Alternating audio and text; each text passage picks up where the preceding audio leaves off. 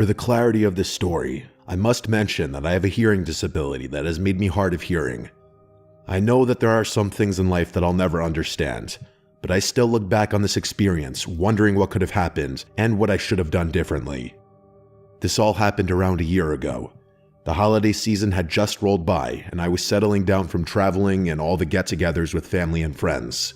I live in a small suburban neighborhood that borders a forest in southern Quebec.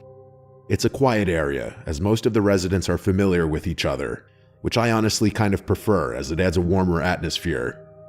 Around winter, I like to take my dog Monty on walks in the local forest. He's a Rottweiler Husky mix, which is perfect for me since I enjoy going for runs from time to time. The forest has several trails, none of which are challenging for non-hikers. I remember it being an afternoon.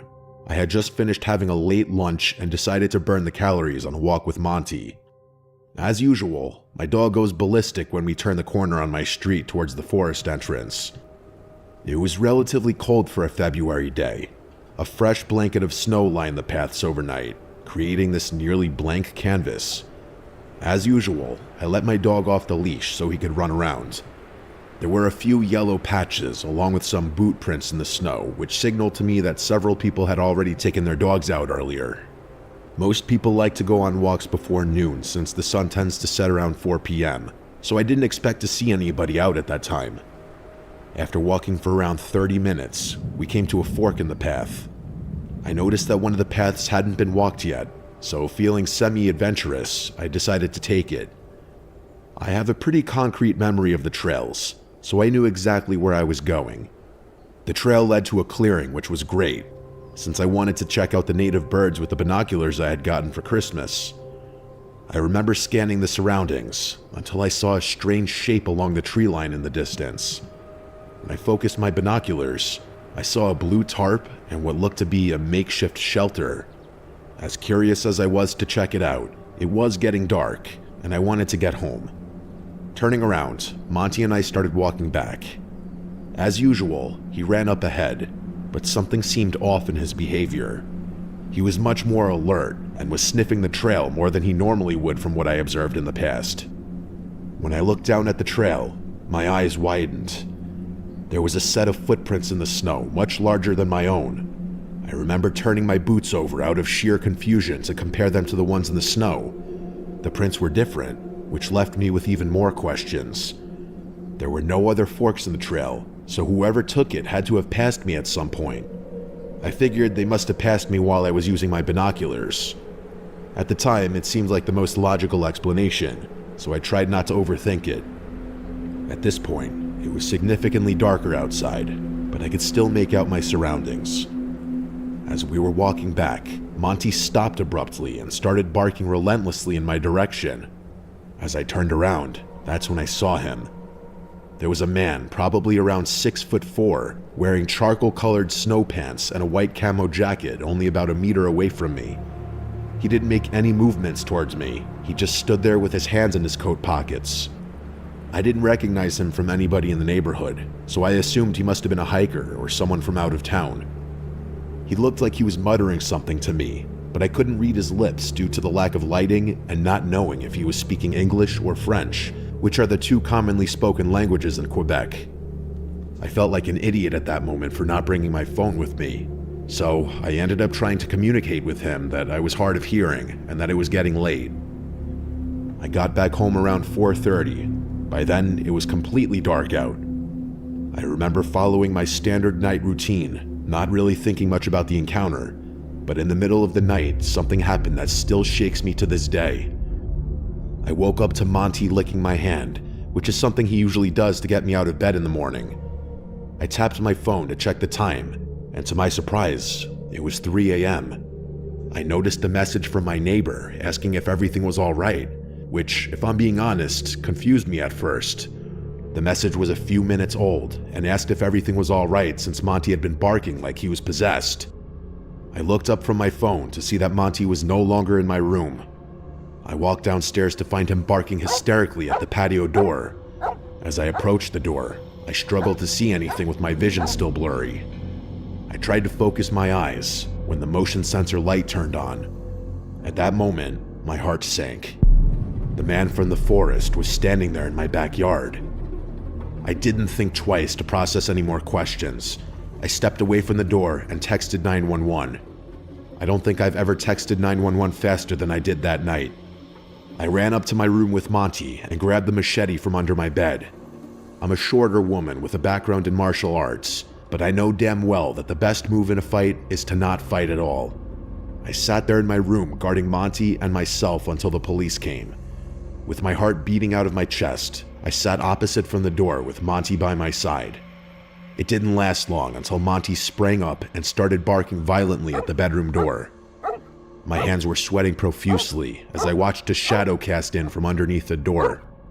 The movement in front of the nightlight suggested the man was seconds from breaking into my room. Those had to be the longest minutes of my life, as I anticipated the door handle turning or the door completely breaking in. Luckily for me, it never did. When the police arrived, I explained everything to them while they searched the property. The glass on the patio was smashed completely, but besides that, nothing was missing and everything was still relatively the same. The police found the gate in my backyard open. It leads to the forest, which is where they believe the man disappeared to. I let them know about the shelter I saw in the woods the day before. I took Monty and some of my belongings to stay with a family friend for a few days while I got the patio door fixed. I never got a follow-up from the police after the incident, but ever since that day, I decided to stick to roads when walking my dog, not trying to think too much about the incident.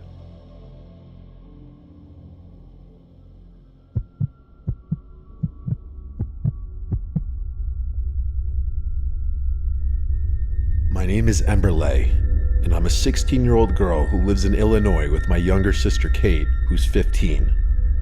My dad works for a deforestation group about 30 minutes from our house. It was a normal morning on December 5th as my sister and I were getting ready to go out to the movies. We decided to go watch a somewhat new horror movie, Terrifier 3, which had some Christmas stuff included in it. We all knew it was 18 plus, but nobody paid much attention. Plus, we looked older than we were anyway. We made our way to the movies and easily got in thanks to our appearance. However, halfway through the film, as everyone was anticipating the next scene, my phone buzzed loudly enough for the whole theater to hear, which really killed everyone's vibe as they all turned toward me with annoyed looks. My sister and I scurried out until I tripped, which was embarrassing enough. After we exited the theater, I checked my phone to see who called me. It was my dad, but instead of calling back, I received a text message that said something like, "Hey, would you mind bringing me some lunch since the small cafe in the woods is shut today?" I looked over at Kate, and she looked at me confused, but neither of us second-guessed the message since it seemed normal. We arrived home, packed some food for him, and took my car downtown to the woods. I've always loved that place and never felt uneasy there because it was large and secluded. The scenery was amazing, with a hill that led down to a lake perfect for fishing and photos. After a while, Kate and I got out of the car, and we walked down the path through the woods. I took out my phone to call my dad, but he didn't pick up. Confused, I looked over at Kate, who was just as confused as I was. Why wouldn't he respond when he just called us at the movies? I decided to message him instead, reminding him that we were at the woods to give him his lunch. After a few moments, I saw the 3 little dots on the screen appear, showing he was typing. He responded by telling us to walk down the small hill and wait for him at the lake, which we followed. The sun was slowly setting since it was winter, so sunset came much earlier. The sky had a beautiful radiant orange glow over the hill and down the mountain. Snapping out of my thoughts, Kate pointed down to the lake where a man in black was sitting on the deck by the water with his back to us. We guessed it was our dad. We walked down a bit more and stopped a little behind him. I called out his name, but he didn't move. Kate grew uneasy, and her attitude made the scene even more eerie. I slowly pulled off the hood he was wearing and revealed a man who definitely wasn't our dad. Kate and I shrieked as he turned around and began waving my dad's phone around like a maniac, smiling like he was happy to see us scared. I blurted out asking why he was using our dad's phone, but he didn't respond. Instead, he lunged and grabbed Kate's arm as she screamed. Luckily, I was strong enough to pull her away, and we started running as fast as we could. The adrenaline pushed through us so much that I had never seen either of us run that fast. Behind me, I heard stomps getting closer, so I knew we were being chased. I didn't dare to turn around. Finally, we reached the car. I slammed the door shut and locked it as the man came to my window, then crouched down out of sight as I reversed and sped away back home. When we got home, my dad and mom were there.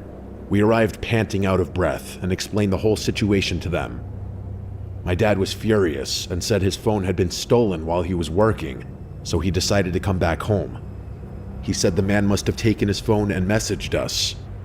My dad called the police and filed the report. They used the IMEI number to track the device, which was still on the deck by the lake, and they returned the phone to my dad. They said there wasn't much they could do since the phone was already found.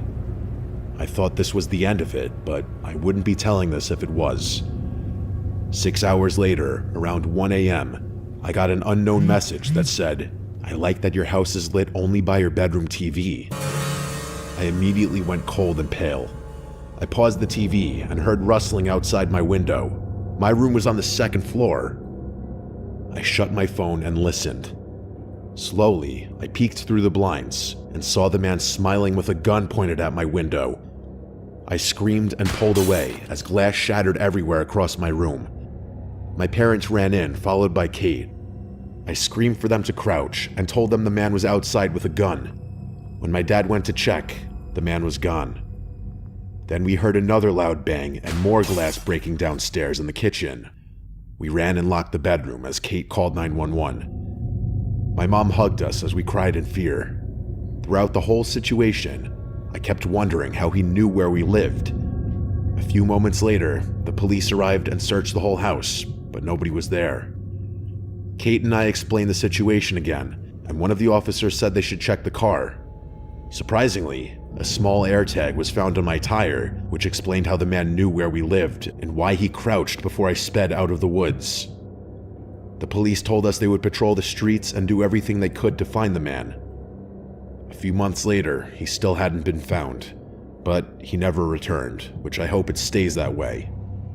Me, Kate, and my parents are still traumatized by the situation, but mostly I felt stupid as the older sister for not being alarmed when the person didn't respond to calls and only responded through texts. All I know is that I'll be more careful and never go to secluded places again, especially when I'm responsible for someone else's safety.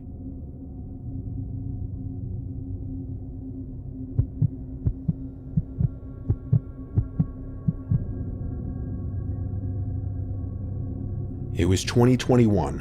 One word to describe my day: hectic. Work was a shit show. This was prime COVID time, so I was working from home. I was supposed to be meeting with my extended family upstate, and I ended up finally getting off a nearly 3-hour Zoom meeting for work a whole hour and a half after everyone else had already arrived at my parents' house. And that didn't include the next 2 hours or so the trek up to their house would take me. I filled up 2 cups of coffee in my kitchen to take with me before leaving. God knew I'd need them. The second I opened my front door, I realized this drive would be more of a shit show than I had originally thought. The snow and wind had already picked up since earlier that evening, and the streets were barely even plowed. The ground had at least 2 feet of snow already, and it was supposed to snow like this for a majority of the night. I had to be driving under 25 on most residential roads. My car at the time was also a really old, crappy Hyundai, which wasn't ideal for extreme weather conditions at all. It didn't have anti-lock brakes either. I'm a fast driver though, so when I got on the highway, I raised my speed to 70, which was probably a lot faster than safe for the conditions. I finally arrived at my parents' house around 9. They had begun dinner without me, but thankfully weren't too far along. A few drinks and gift sharing later, I started to lose track of time. I got so caught up in seeing my relatives I hadn't spoken to in a while that I ended up basically forgetting I still have to drive home, even as most of my family had started to leave. Once I finally got in my car to leave, it was past midnight, and at least another foot of snow had accumulated on the ground. I was buzzed, but I figured I was sober enough to drive home. Not that I condone drinking and driving at all. I was tired and simply wanted to get home. As I was heading towards the highway, I realized the roads were completely dead. I made the grave mistake of raising my speed to 40 down one particular road, because as I began to approach a bend in the road, I realized my car had gone into a skid. I tried not to panic, as this wasn't the first time I'd skidded.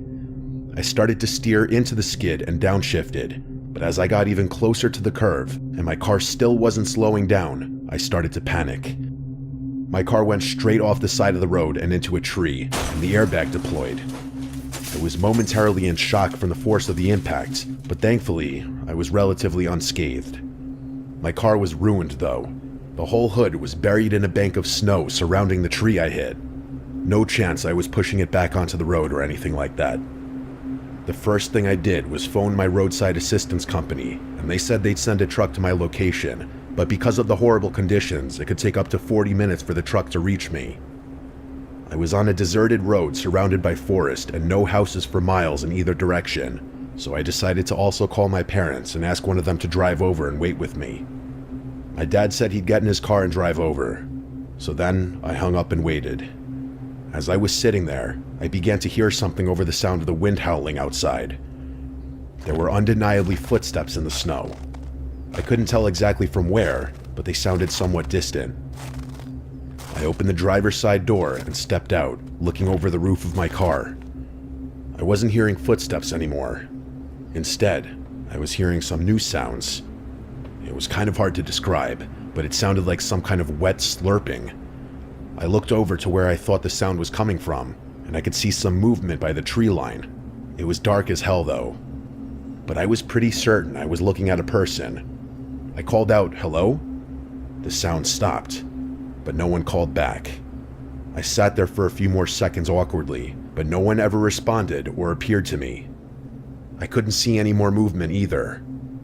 I was officially freaked out, so I got back in my car and locked the doors. What couldn't have been a whole minute later, I heard footsteps in the snow again outside. Then I heard something hitting the passenger side window, like a rock or something was thrown at it. I couldn't see out the passenger side window because it was covered in snow, or any of the windows for that matter. Once again, I opened the driver's side door and stepped out of my car. Checking my immediate surroundings, I made a disturbing discovery. There were boot prints in the snow, circling all around my car, and then leading away from my passenger side door into the woods. I felt sick to my stomach. I also noticed there were drops of blood in the snow. I opened my driver's side door and then grabbed my 9mm out of the glove compartment. Clutching it in my right hand, I began to follow the prints leading into the woods. At that moment, I was convinced someone out there was with me. As I followed the prints, the drops of blood began to grow larger. It looked like someone had been bleeding profusely. And then, I saw some dark mass lying in the snow just past the tree line. I couldn't tell what it was. I was just praying it wasn't a person. I took out my phone and enabled the flashlight. It wasn't a person. It was a dead deer, seemingly slaughtered by some larger, predatory animal. The stomach was ripped completely open, and shockingly, the deer had been completely decapitated. I swept the flashlight over the surrounding few feet, but I didn't see the head anywhere. I decided this was getting too weird for me, and I started heading back to my car. I got back to my car and opened the driver's side door, and as soon as I did, it was all I could do to keep myself from vomiting on the spot. Lying in the driver's side seat of my car was the severed head of a deer, placed on the seat as if it was looking right at me. I booked it out of there and made it a few minutes down the road before headlights appeared in the distance. I ran towards the car, waving my hands and shouting like a madman, still holding my handgun. Thankfully, it was my dad, and he stopped the car and asked me what the hell I was doing. I got in the passenger seat and explained everything to him, and I kid you not, he literally didn't believe me. I felt more comfortable going back to my car with my dad now, so he drove the two of us over there and we got out. The footprints were still all around my car, but the deer head was gone. All that remained was a large spot of blood on my driver's side seat. I think once my dad saw that, he started to believe me. The deer corpse was also gone. All that remained were drag marks in the snow. The tow truck finally showed up, and he towed my car. My dad asked me if I wanted to call the police, but honestly, I just didn't have the energy to file a police report. I was exhausted and just wanted to go to sleep. I figured calling the police wouldn't accomplish jack anyways. So that's my story. I have no idea who was in the woods that night and what they wanted. Maybe they were just trying to scare me, or maybe they had worse intentions.